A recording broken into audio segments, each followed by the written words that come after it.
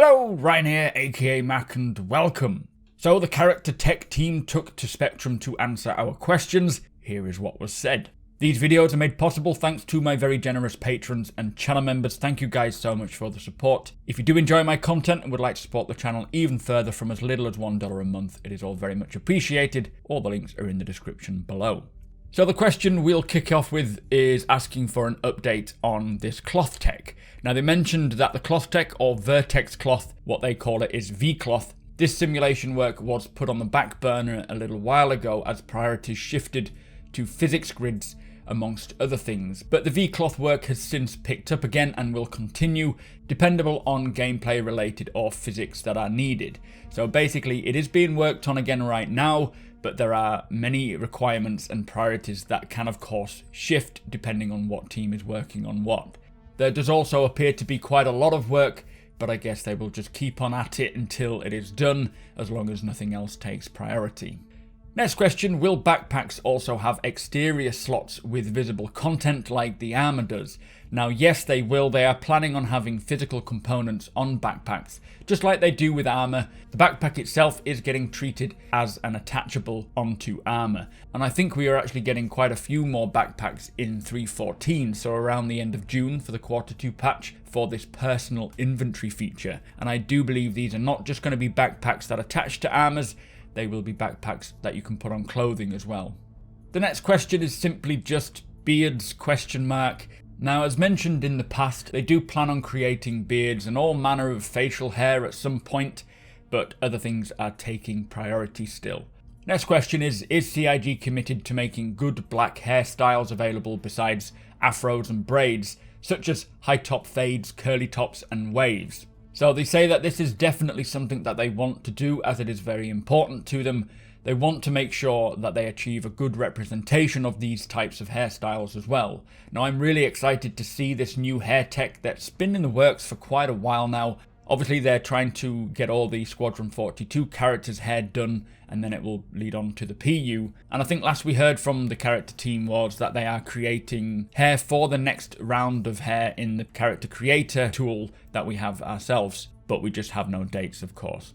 Next question is, can we get layered armor over clothing? For example, putting your clothing over an undersuit. Now currently they said that due to the clothing and armor adhering to strict sets of rules defining how they interact with one another, it wouldn't work and would require quite a major refactor to do so. Now this topic has come up in the most recent character calling all devs, and it was mentioned that due to these constraints they are planning on introducing armor specific to combine with clothing. However, this armor is not going to be space-worthy armor and only usable in atmosphere or planet side. Now I don't know if they do plan later down the line to do an overhaul for the armor and refactor it to be combined. It doesn't sound like they will, but I am okay with them having two types of armor, one for planet side and one for space, and just finding a way to embed that in the lore, as having armor that you can put over clothing planet side will be great.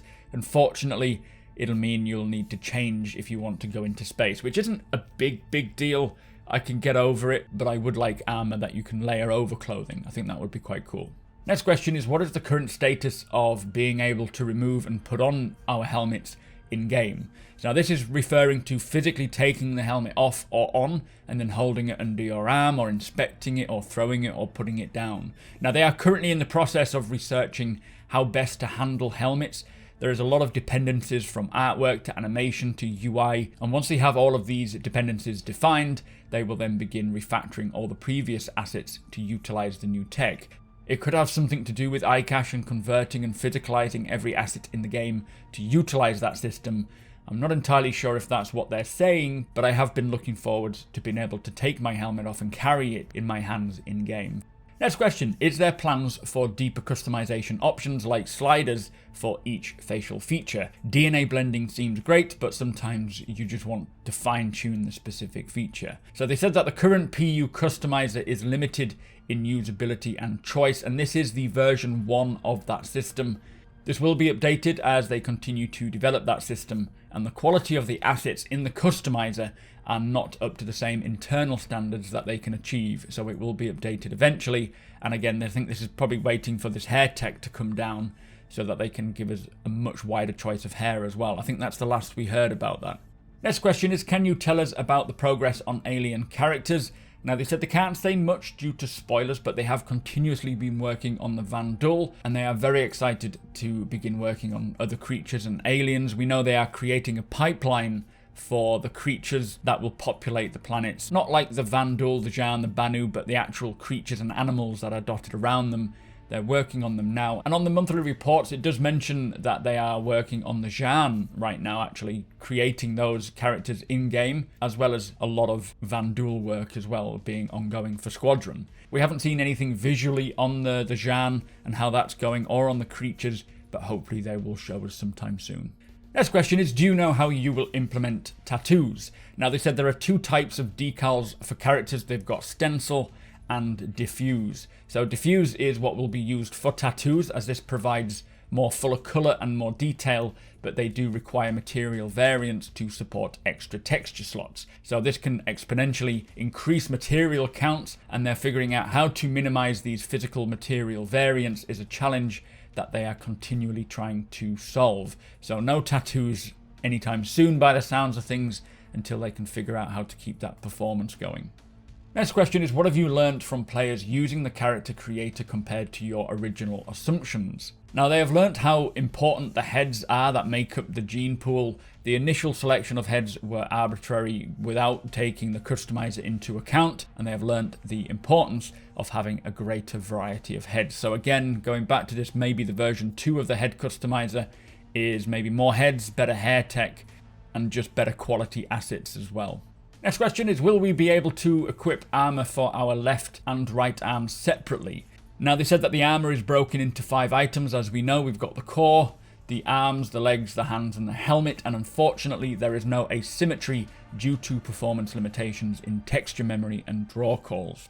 Next question, what major tech or pipeline improvements are you most excited for to improve your work? Now, they are implementing a substance painter and substance designer pipeline for surfacing to allow for 3D painting while being able to actually visualize the final look of the character simultaneously. Now, this is exciting for the artists to allow a next-gen texturing system to match a next-gen authoring workflow, which does sound pretty interesting, and likely it'll help keep and maintain good quality and consistency, but also speed up the whole workflow as well. And the final question is, procedurally generated clothing or armor ?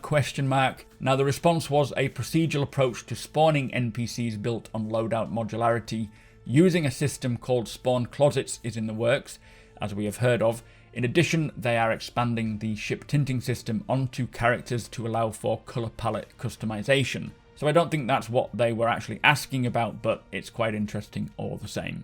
So that was the Character Tech Team AMA. Nothing new, unfortunately. All of this information was stuff we have already heard pretty recently in the Character Team Calling All Devs a couple of months ago. I am excited to see more thorough customization to our own characters, and this new hair tech as well whenever we finally get to see that. But mostly, I'm looking forward to these new backpacks coming in 3.14. It'll be great being able to only carry what is realistic, and using backpacks to load up on supplies will be a lot of fun. But with that said, I can see that 51% of my viewers are not subscribed, so if you do enjoy my content, please consider subscribing. Also, come and hang out over on twitch.tv/supermacbrothers, Ryan. You are all more than welcome. If you could do the channel a big favour and hit that thumbs up, I would appreciate it. And if you want to be notified when my videos go live, tick that notification bell. Again, thank you to my patrons and channel members for all of your support. Thank you for watching, and I'll see you next time.